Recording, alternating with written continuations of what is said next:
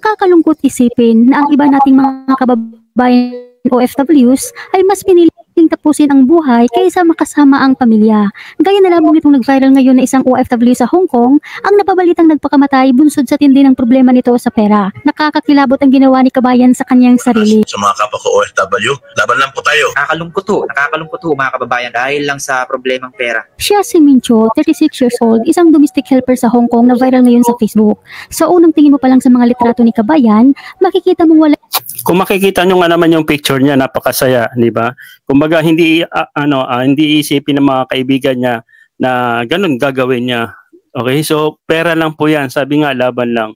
Shoutout po sa lahat ng mga kapwa kong OFW. This is OFW Pinoy TV. Shoutout din po sa iyo, Ma'am Bisa Nuno Vlogs. Okay, so yan guys, gagawin po natin ng reaction video itong video na ito dahil isa din po akong OFW, parang nakakalungkot po talaga. Okay, so wag niyo po gayahin tong ginawa ni kabayan, no? Magpapakamatay dahil sa pera. Meron po siyang anak. Sige, tuloy po natin. Wala itong problema, pero sa likod ng magagandang ngiti nito ay may nakatago pala itong kalungkutan at nawawala na pala ito ng pag-asa sa buhay. Tinatamaan na pala ito ng matinding depresyon na kahit ang mga kaibigan nito ay hindi makapaniwala sa ginawa nitong ating kabayan. Ayon kasi sa balita na lumabas sa Hong Kong, may natagpuan umano ang isang security guard na walang malay na katawan sa labas ng building nitong nakaraang araw, September 1, 2024, ng alas 3 ng hapon. Sinubukan pa umano itong isugod sa hospital, ngunit idineklara na itong dead on arrival dahil sa epekto ng pagkahulog nito mula sa itaas ng apartment ng kanyang amo. Sa isinagawang investigasyon ng kapulisan, napag-alamang sinadya daw tumalon nitong ating kabayan dahil sa isang suicide note na natagpuan sa. So yun sana itatanong ko, paano nasabing nagpapakamatay? So ngayon nabasa na sinabi na may suicide note. So confirm lang dapat, i-confirm yan kung talagang totoo. Kasi kung isipin mo, nakita nyo naman sa picture, napakasaya niya, di ba? Na ang ganda ng ngiti niya, parang walang problema. At saka bata pa, 36 pa.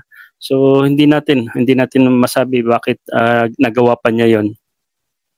Sa pinangyarihan na nagpapahiwatig na problemado umang itong ating kabayan sa pera. Ito anya ang nakitang motibo ng mga kapulisan kung bakit nagpakatiwakal si kabayan na labis na ikinalungkot ng gusto ng. Kita mo naman, di ba? Kita nyo naman sa video na marami siyang kaibigan. Actually, yung Hong Kong kasi mga idol, para open country po kasi yan, nakakalabas po sila. Okay, namimit nila yung mga kaibigan, not like dito sa Saudi, ilan lang. Mga kaibigan ni Mincho ang balita dahil sa hindi umano ito nagsasabi ng problema sa kanila. Hindi umano nila alam na sa likod ng mga ngiti nito at masayahin ay pagod na pala ito sa kaloob-looban. Bukod dito, may nag-iisa pa umano itong anak na umaasa sa kanya at may mga magulang na naghihintay sa So katulad niyan, nag-iisang anak. So pag ikaw ang nagpapakamatay, masusolve mo ba yung problema? Mare ikaw kasi wala ka na dito sa mundo. Paano yung iniwan mo katulad nito, anak mo? Masusolve ba yan? Pera lang po yan, pera lang po. Ni kabayan sa Pilipinas. Sa post ng isa sa mga kaibigan ni Mincho, nasabi nito, "Hindi namin akalain na magawa mo yun kahapon. Ginulat mo kami lahat. Napakasakit talaga be. Ang ngiti at masayahin mo, di pala namin alam na pagod ka na. Paalam be." Tayo po ay nagpapaalala lang sa lahat. Ang pagpapakamatay po ay hindi po tama. Isa po itong selfish act na iiwan mo yung mga mahal mo sa buhay nang dahil lang sa problema. Kaya kailangan po natin maging malakas. Kaya bilang isang OFW kabayan, napakahalaga na malaman ninyo kung ano ang mga nangyayari sa sektor ng mga OFWs para inyo pong maiwasan ang mga ganitong klaseng gawain dahil hindi po ang pagpapakamatay ang solusyon para matakasan ang problema sa pera o pamilya. Gaya na lamang nitong isa pa nating kababayan sa Hong Kong, ang gusto rin gayahin si Mincho. Gusto rin itong magpakamatay dahil sa baon na ito sa utang matapos talikuran ng mga manggagamit ng mga kaibigan. Narito pakinggan po natin mga kababayan dahil paniguradong mapupulutan po ni. Kung napapansin nyo guys, ginawa nila yan, nagpapakamatay, okay, dahil sa pera. So wag natin masyadong, of course, lahat naman tayo tao, di ba? Kailangan natin ng pera para sa pang-araw-araw natin, para sa mga anak natin. Pero hindi po yun ang solusyon para talikuran po yung problema na wala po kayong pera o may utang po kayo. Nagkunin po yung buhay nyo. Kunin nyo ito ng aral mula sa isa sa mga advocate ng Hong Kong na tumutulong at gumagabay sa mga OFWs. Ang hirap kayo maka-receive ng mga ganitong mensahe. Tingnan nyo naman, no? May messagean ka ng ganito. Kita nyo, ako din po, ganyan na rin. Sabi niya, saglit lang, saan ito?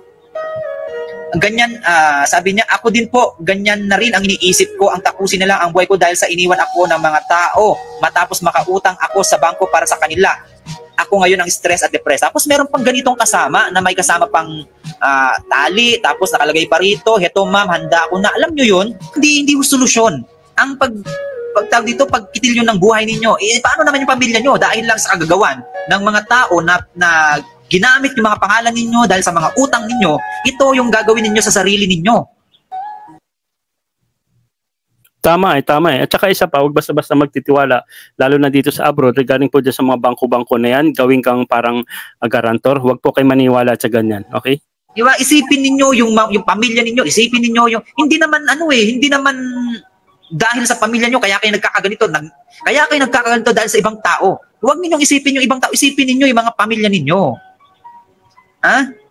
Paulit-ulit ko talagang sinasabi sa inyo, tungkol po sa tiwala, tungkol po sa pagiging mabait po natin. Hindi po masama na tumanggi, mga kababayan. Alam ko, may mga kababayan po tayong nakakatulong sa atin, pero pagdating sa mga bagay-bagay na alam po natin na darating ang araw, ito lang din ang kalalabasan. Isipin po natin hindi po masamang tumulong, pero isipin po natin na dapat may palugit naman, may hangganan naman yung ating pagtulong. Pagdating sa pag-utang-utang o kung ano pa man yan, sana wag naman ibigay lahat. Okay? Hindi ko talaga lubos maisip na may mga ganito pa talaga tayong mga kababayan na hindi po nila kayang i-handle yung mga ganitong klase ng maliit na problema. Ito lang, gusto ko lang din pong sabihin sa mga kababayan ho natin. Okay?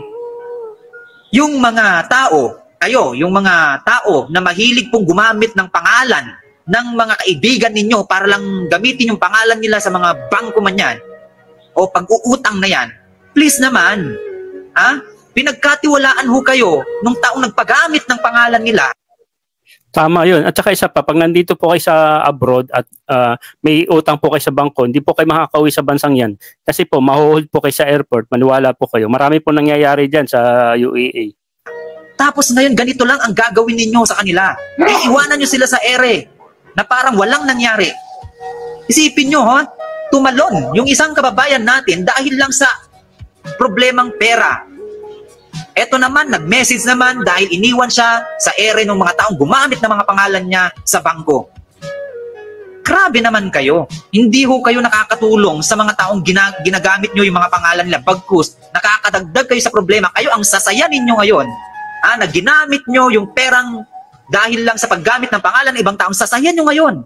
Pero hindi nyo ba alam, hindi nyo ba nararamdaman yung kalagayan ng taong ang bigat-bigat ng kalagayan nila dahil sa problemang idinudulot ng ginawa ninyo? Ito yung mga manggagamit na tao na porket alam nila na madaling magamit etong mga taong ito, yung malalambot yung mga puso, gagamitin nila para lang sa pansarili nilang kapakanan. Pero hindi nila iniisip yung problemang idinudulot na ginagawa nila. Kaya magsilbing aral po ito sa atin mga kababayan. Kung maaari, huwag na tayong pumasok sa isang sitwasyon na madidihado tayo, lalo na dito sa usaping pera. Kung di nyo alam, napakadami na pong nasirang buhay dahil sa pera. Hindi lang ito sa Hong Kong nangyari. Kahit sa ibang bansa sa Middle East, marami din mga OFWs doon ang mga may ganitong problema dahil sa pagtulong sa mga kaibigan. At huwag na huwag po natin kitilin ang ating mga buhay, sapagkat ito ay hiram lang natin sa Diyos. Bagkus, mananampalataya po tayo ng taimtim, nabigyan tayo ng lakas ng loob para harapin ang hamon ng buhay. Hindi po pagpapakamatay ang sagot sa problema na ating kinakaharap ngayon. So thank you Bisan Yuno Vlogs sa iyong video, and of course tama po sinasabi niya na wag po natin alam niyo yun, kapalit yung buhay natin. Tandaan nyo, hindi lang yung buhay ang mawawala o masisira. Yung mga maiiwan nyo sa Pilipinas, yung mga mahal nyo sa buhay, lalo na yung mga anak nyo. Okay? So, dapat pag may problema ka, ilabas nyo lang po sa mga kaibigan. Huwag nyong suluhin. Huwag nyo ipakita na masaya kayo pero alam nyo malungkot kayo. Ilabas nyo po para mabigyan po kayo ng advice ng mga ibang tao. Huwag nyo po suluhin yan. At saka hindi po solusyon yung magpapakamatay para maiwasan nyo po yung problema. Hindi po. Mas lalong dadami po yung problema, lalo na sa maiiwanan yung mahal nyo sa buhay.